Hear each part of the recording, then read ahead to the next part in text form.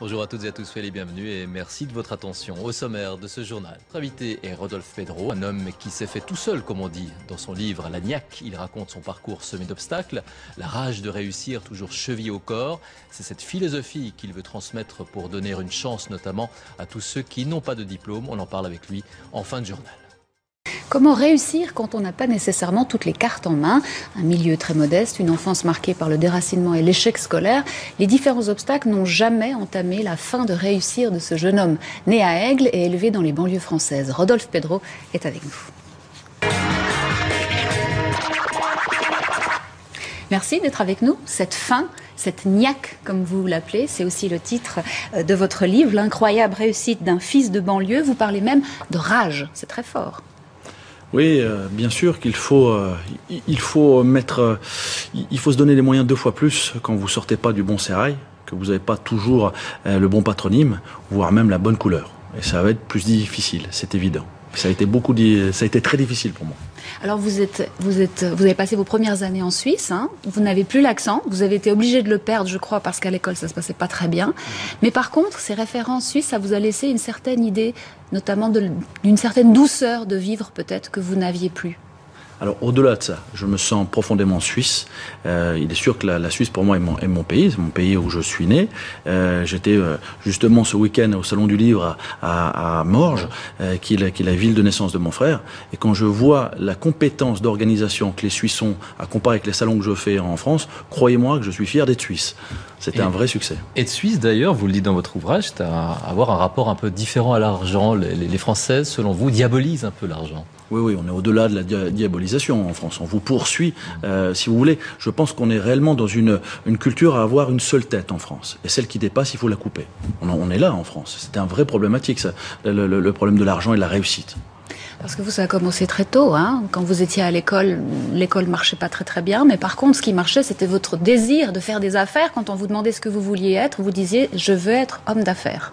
Oui, je voulais m'en sortir et pour moi les affaires, j'ai compris très vite que l'entrepreneuriat était l'un des seuls sens de liberté. C'était en fait une ouverture qui nous restait. Quand vous n'êtes pas doué dans les études, quand vous n'êtes pas doué scolairement, forcément qu'est-ce qui vous reste? Il vous reste l'entrepreneuriat qui est encore une forme de liberté en soi. Vous vouliez même avoir de beaux costumes, dites-vous. C'est le cas. Ouais. Tout comme vous, hein. Et je vous en félicite. Donc vous avez commencé par vendre, effectivement. Vous faisiez le sentier, je crois, quand vous aviez 10 ans. Et après, vous revendiez les choses à la récré. Petit à petit, vous êtes devenu un très jeune PDG. Et puis après, vous avez fait un petit détour par la case prison. Mais là encore, vous avez décidé de dénoncer les choses. Quand vous êtes ressorti, pendant que vous y étiez, dans des conditions assez difficiles, vous vous êtes dit, un jour, je tournerai un film là-dessus. Pourquoi ? Oui, parce que moi je pense qu'on doit pouvoir rebondir de ces échecs et on doit sortir du positif. J'étais en échec scolaire, j'ai créé une université. J'ai fait ce parcours en prison, j'en ai produit un film. Je pense qu'il est important de sortir les choses en positif. Et je pense que si on était plus à faire ça, les choses iraient beaucoup mieux. C'était évident. Donc ce film s'appelle Les Arrivants, on va en voir un extrait. Hein. C'est les premières heures de détention en fait des détenus entre la garde à vue et la maison d'arrêt. On regarde un extrait.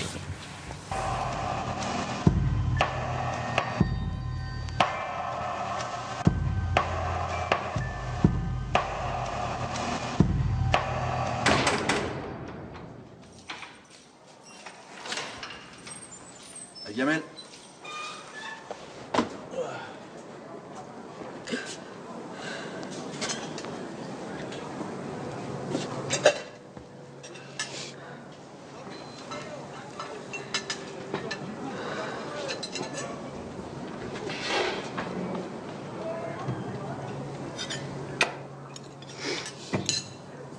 Faut que tu manges quelque chose, mon pote. Hein. Je pense pas qu'ils vont donner quelque chose à griller avant demain matin. Hein. De toute façon, j'ai pas faim. Puis ça va me donner envie d'aller au shot. J'ai pas envie de faire devant vous trois. Ah, mais faudra bien que tu y ailles un jour ou l'autre.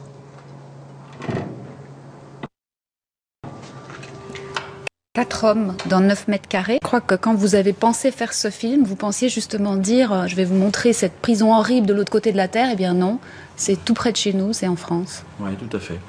Et pour tout vous dire, on était 7 à l'époque. Alors ces faits remontent à plus de 20 ans. J'étais moi-même un jeune homme.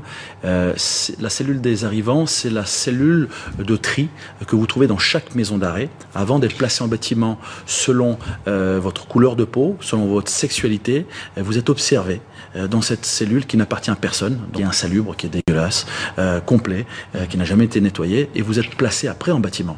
Alors pour le pays qui se dit être le pays des droits de l'homme, je pense que c'est une des premières choses à faire, c'est de fermer ces cellules d'arrivants.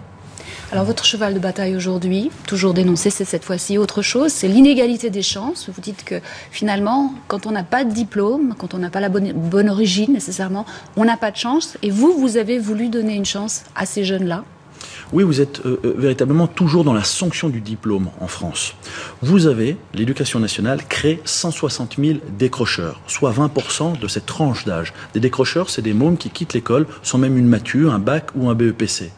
On sait très bien que 3 sur 4 de ces jeunes se retrouveront au chômage. Mais depuis 1997, c'est 1 million de décrocheurs que l'éducation nationale a créé. Alors ne me dites pas que c'est un problème de conjoncture, c'est véritablement un problème sociétal. Et j'ai voulu répondre à ça en créant la première université de la finance pour ces décrocheurs. Alors pour vous, pour s'en sortir, il faut travailler. Vous dites il faut bosser, bosser, bosser, c'est ça la clé, c'est pas une question de talent. Oui, ne me faites pas dire ce que je n'ai pas dit. J'ai pas dit il faut travailler plus. Vous voyez ce que je veux dire. Je dis bien il faut travailler. Je pense que la valorisation du travail fait que vous trouviez, que vous allez trouver votre place dans la société. Et je pense que oui, l'intégration se fait par le travail. Du fait de travailler, vous allez accéder à la propriété. Et bien sûr, quand vous êtes propriétaire, vous n'avez pas envie de faire flamber ni votre voiture, ni votre appartement, etc., etc. C'est ça, trouver la place dans la société. Parce que c'est votre motto à vous. Hein. Je crois que vous êtes drogué du travail. Vous dites drogué du travail. C'est difficile pour vous les week-ends? Oui, pour moi, c'est toujours une petite mort, c'est les vacances. Mais les week-ends, c'est aussi la possibilité de me retrouver ici à Genève avec mes enfants et mon épouse. C'est quelque chose de très important.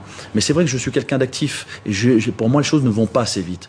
Comment peut-on se poser la question que je suis le premier à avoir créé une université pour donner un diplôme supérieur à ces gamins? Privée et gratuite, je crois. Privée et gratuite, financée sur mes fonds personnels, alors que ça fait 30 ans qu'on vit une dégradation d'année en année sur nos quartiers. Et vous apostrophez d'ailleurs à ce sujet à la fin de votre livre Le président français. Rodolphe Pedro, La Niaque, l'incroyable réussite d'un fils d'un banlieue, c'est paru chez Plomb. Merci beaucoup d'être venu nous en parler. Merci. Merci.